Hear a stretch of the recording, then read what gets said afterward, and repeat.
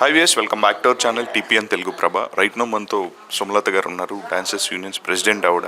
From past few days మనం social మీడియాలో ఎక్కడ చూసినా కంప్లీట్ చాలా రకరకాల స్పెక్యులేషన్స్, రకరకాల న్యూస్లో అయితే వింటూ ఉన్నాం ఈ అసోసియేషన్కి సంబంధించి.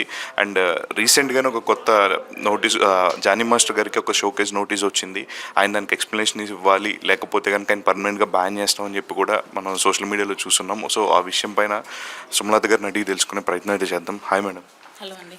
సో పాస్ట్ 2 days నుంచి చూస్తున్నాం మనం, న్యూస్ అయితే సర్క్యులేట్ చేస్తున్నారు. చాలా జానీ మాస్టర్ గారిని పర్మనెంట్గా ఒక ఎక్స్ప్లెనేషనరీ ఇవ్వకపోతే కనుక ఆయన బ్యాన్ చేస్తాము, ఇండియా వైడ్ ఎక్కడ ఆయన చేయడానికి లేదు అని చెప్పేసి అని అంటున్నారు.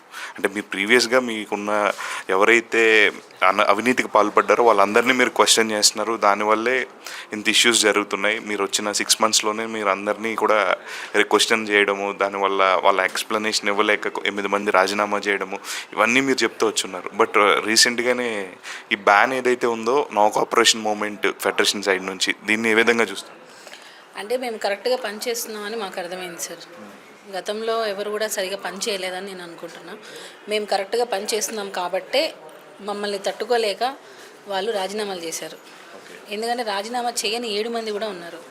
ఆ 7 మందిని మీరు అడిగితే తెలుస్తుంది నిజాలు ఏంటనని. సో తప్పు చేయడం ఎంత తప్పు చేసిన వారిని ఎంకరేజ్ చేయడం కూడా తప్పే.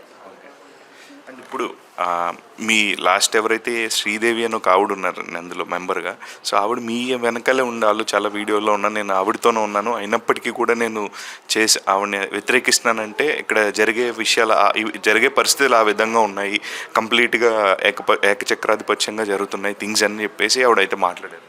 సార్ ఇప్పుడు సపోజ్ అర్థం అవ్వడం కోసం చెప్తున్నా. ఇప్పుడు మీరు మీ ఫ్రెండ్ ఒక తప్పు చేస్తున్నారు సార్, మీరు చేయలేదు, మీ ఫ్రెండ్ తప్పు చేస్తున్నారు. నేను అప్పుడు మీ ఫ్రెండ్నే క్వశ్చన్ చేశాను, మీరు నా వెనకలే ఉంటారు. బట్ ఎప్పుడైతే నేను మిమ్మల్ని క్వశ్చన్ చేస్తానో అప్పుడే కదా మీరు నాతో ఉంటారు లేదా అని తెలుస్తుంది. సో ఇప్పుడు ఇక్కడ ఇదే జరిగింది. ఎప్పుడైతే నేను మిమ్మల్ని కూడా క్వశ్చన్ చేయడం మొదలుపెట్టానో ఆ రోజే మీరు నాకు అగెనిస్ట్ అయ్యారు, అంతే. Simple logic. అంటే తప్పు చేయనంత వరకు వెనకలు ఉంటారు, అంటే తప్పు ప్రశ్నించినంత వరకు ఓకే, ప్రశ్నిస్తే రివర్స్ అవుతారు. ఇది జరుగుతుంది. ప్రతిసారి జానీ మాస్టర్ గారిని ఎందుకు టార్గెట్ చేస్తున్నారు అంటే ప్రతి విషయంలో, లైక్ ఏ చిన్న ఇష్యూ వచ్చినా సరే, ఇట్స్ మైన్యూట్ థింగ్స్, లైక్ మీరు ఇంటర్నల్గా మీరు టీం అంతా కూర్చొని లేదా మీ అసోసియేషన్లో 10 మంది కూర్చొని మాట్లాడుకుని డిస్కస్ చేసుకుని అయిపోయేది కూడా కంప్లీట్ మీడియా వరకు వచ్చేస్తుంది. ఎందుకు మేడం జానీ మాస్టర్ గారు? అంతే సార్, ఒక పెద్ద మూవీస్ చేసి టాప్లోకి వెళ్తున్న ప్రతి ఒక్కసారి దిష్టి అనుకోవాలి సార్ ఒక రకంగా. ఎందుకంటే ఎన్నో ప్రాబ్లమ్స్ ఫేస్ చేసి మళ్ళీ మళ్ళీ మంచి పేరు తెచ్చుకోవడానికి బౌన్స్ బ్యాక్ అని కూడా మేము ఎప్పుడు కూడా బౌన్స్ అని అనుకోలేదు, కానీ మా కష్టం మీద నమ్మి బతుకుతున్నాం. దాన్ని ఎంకరేజ్ చేసే వాళ్ళు చాలామంది ఉన్నారు. సో అలాగా మళ్ళీ ఎదుగుతున్న టైంలో మళ్ళీ ఇతన్ని ఎలా మనం చేయాలి అనే ఒక జెలస్ ఫీలింగే సార్, అంతే, ఇంకేం లేదు. ఇప్పుడు ఇండియాలో టాప్ మోస్ట్ కొరియోగ్రాఫర్ అంటే జానీ మాస్టర్ గారు అని చెప్పొచ్చు. అలాంటి ఆయన పైన ఒక బ్యాన్ అని ఒక ఎక్స్ప్లెనేషన్ ఇవ్వాలి, లేకపోతే కంప్లీట్ ఇండియా వైడే బ్యాన్ చేస్తూ ఉంటారు. దీన్ని ఏ విధంగా చూస్తారు సార్? అసలు ఎక్స్ప్లెనేషన్ ఓకే అడిగారు, బాగుంది, మీకు తప్పు అనిపించింది, మీరు అడిగారు, ఓకే. బట్ ఏం తప్పు చేశారు సార్? అంటే క్వశ్చన్ చేయడం తప్ప? ఇక్కడ క్వశ్చన్ చేశారు అంటే మా అంతర్గత విషయాల్లో మీ జోక్యం ఎందుకు అని అడగడం తప్పు అని అంటే నాకు అదే అర్థం కాకనే మేము నిన్న ప్రొడ్యూసర్స్ గారిని కలిసాము. వాళ్ళు కూడా ఇమీడియట్గా ఫైల్స్ అవి చూస్తూ అన్నారు. చూసి మేము ఇమీడియట్గా మేము చెప్పేస్తామని చెప్పారు. అంటే ఒక సోకాష్ నోటీస్ ఇచ్చి 1 week టైం ఇచ్చి వివరణ తీసుకున్న తర్వాత 3 సోకాష్ నోటీస్ ఇవ్వాలి. ఇచ్చి వివరణ తీసుకున్న తర్వాత వాళ్ళు ఏదైనా చేసేదానికి ఉంటుంది తప్ప ముందే నాన్ కోఆపరేషన్ అనేది చేయడం అనేది తప్పు సార్. అయినా ఒక టెక్నీషియన్ని ఎలా చేస్తారు సార్? ఆయన ఫెడరేషన్ కింద, అంటే ఆయన లేబర్ కాదు సార్, ఆయన టెక్నీషియన్ ఆయన. సో ఒక టెక్నీషియన్ని మీరు ఎలా బ్యాన్ చేస్తారు? అంటే ఒక టెక్నీషియన్ ఎలా బ్యాన్? ఇప్పుడు లేబర్ని అంటే డైలీ కార్మికుల్ని మీరు చేస్తే మీ కింద 24 crafts ఉన్నాయి కాబట్టి ఓకే. అయినా 24 crafts కలిసి ఫెడరేషన్ పెట్టుకుంది సార్, మా మంచి చెడులు చూడాలని. మీరు అంటే తప్పులు చేసినా కూడా ఇప్పటికీ స్టిల్ అదే ధోరణితో మీరు వాళ్ళని మళ్ళీ అందరితో కలిసి పని చేయండి అని అంటే అది ఎంతవరకు కరెక్ట్ అనేది మాకైతే అర్థం కావట్లేదు. అంటే ఇప్పుడు ఎవరైతే ఉన్నారో, లైక్ మీరు ప్రీవియస్గానే ప్రెస్ మీట్లో మాట్లాడున్నారు, మెయిన్ ఇష్యూ వచ్చేసి ఇద్దరితో ఉంది. రిమైనింగ్ మెంబర్స్ ఎవరైతే ఉన్నారో వాళ్ళతో కలిసి మీరు ఫామ్ చేయడానికి ఓకేనా? ఇది 8 members.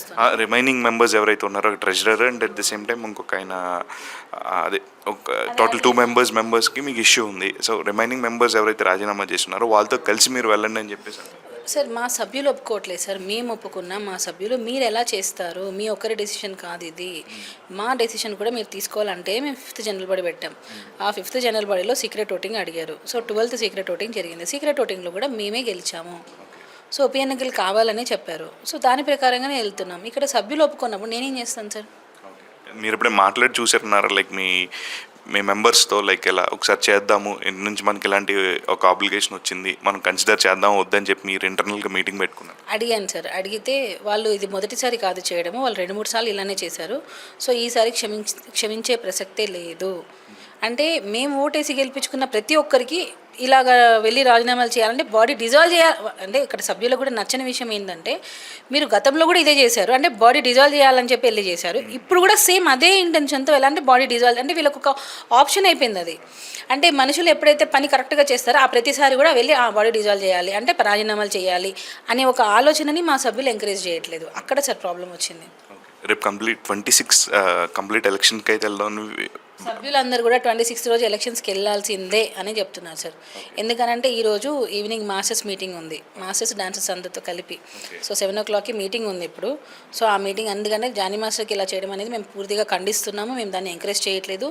మిగతా కొరియోగ్రాఫర్స్ కూడా దాన్ని ఒప్పుకోవట్లేదు. అది అన్యాయం అని చెప్తున్నారు సార్.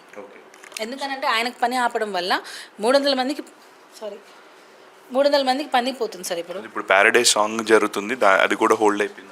హోల్డ్ ఏం అవ్వలేదు సార్, చేస్తున్నారు, ఆయన సాంగ్ చేస్తున్నారు. హక్కు లేదు కదా సార్. ఇప్పుడు ఆయన కొరియోగ్రాఫర్, ఆయన మన కార్మికుడు కాదు, ఆయన టెక్నీషియన్. ఆయన ఎందుకు ఆపుతారు? ఎలా ఆపుతారు అసలు? మీరే అన్నారుగా వారం రోజులు వివరణ ఇవ్వాలి అని. వారం రోజులు టైం ఉందిగా, ఈ లోపే ఎందుకు ఆపుతారు? అలా ఏం లేదు సార్, ఆపలేదు. సో ఫైనల్గా మీరు ఏం చెప్పాలనుకుంటున్నారు ఎలక్షన్ గురించి? సార్ మాకు ఫెడరేషన్ కావాలి, మాకు ఫెడరేషన్ సపోర్ట్ కావాలి, ఎప్పుడు మాకు ఫెడరేషన్ కావాలి. మాకు డైలీ వేజెస్ ఇప్పించండి, కుదరని పక్షంలో వారానికైనా ఇప్పించండి, మాకు రావాల్సిన బకాయిలు ఇప్పించండి. ఇవన్నీ చాలా ఉన్నాయి సార్, వాటిల్లో మాకు ఇన్వాల్వ్ అవ్వండి, ఆ విషయాల్లో ఇన్వాల్వ్ అవ్వండి. ఎందుకంటే మాకు డైలీ వేజెస్ ఇప్పించండి, మా కార్మికులకి చాలా అవసరం. మాకు బ్యాలెన్స్ పేమెంట్స్ ఇప్పించండి. మాకు చాలా ఉన్నాయి, మాకు సమస్యలు చాలా ఉన్నాయి, వాటిని పరిష్కరించండి. మాకు వ్యానిటీ వ్యాన్స్ కానీ, మాకు ప్రొడక్షన్ నుంచి వచ్చిన ఫుడ్ గురించి అయినా కానీ చాలా ప్రాబ్లమ్స్ ఉన్నాయి మా కార్మికులకి. వాటి మీద ఫోకస్ చేయండి సార్. తప్పు చేసిన వాళ్ళ మీద ఫోకస్ చేస్తారు ఎందుకు? దాన్ని మేము చూసుకుంటాం. మా కార్మికుల కష్టాన్ని గుర్తించి వాళ్ళకి రావాల్సిన డబ్బులు ఇప్పించండి చాలు. ఒకటే సార్, ఫెడరేషన్ వారిని ఒకటే అడుగుతున్నాం, మీరు మాకు డైలీ వేజెస్ కానీ వారానికి మాకు వేజెస్ కానీ ఇప్పించగలిగితే ఫెడరేషన్ వారు ఏం చెప్తే నేను అది వింటాను సార్. డన్ అండి, థ్యాంక్ యూ.